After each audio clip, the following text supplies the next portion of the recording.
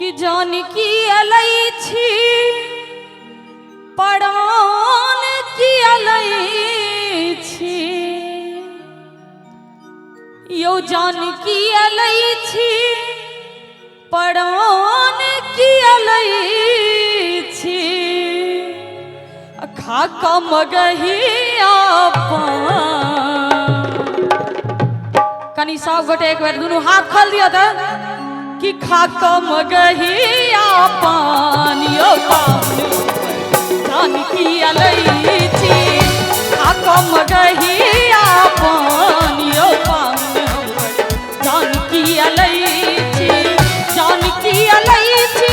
परान की अलैछि जानकी अलैछि परान की अलैछि खाका मगहिया पानियो पानी जानकी अलैछि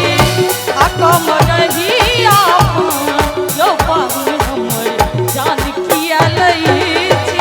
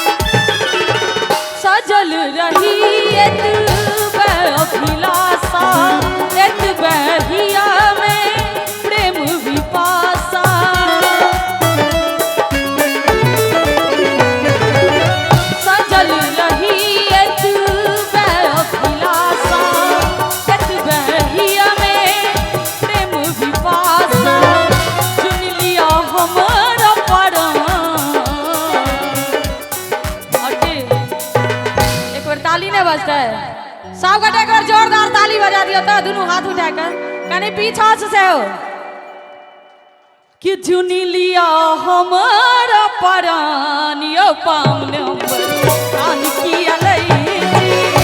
खाका मगहिया पानियो पामने जानकी अलैछि।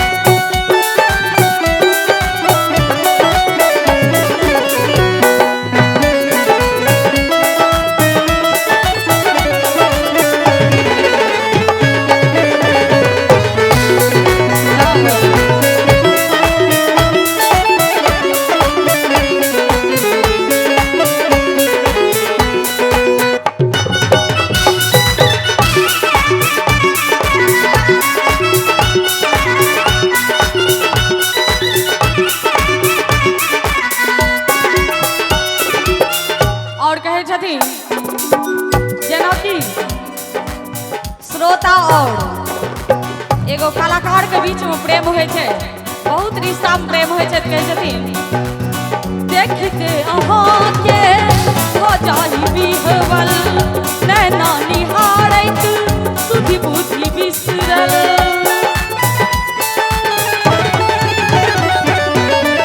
देखते अहाँ के हो जाई बिहवल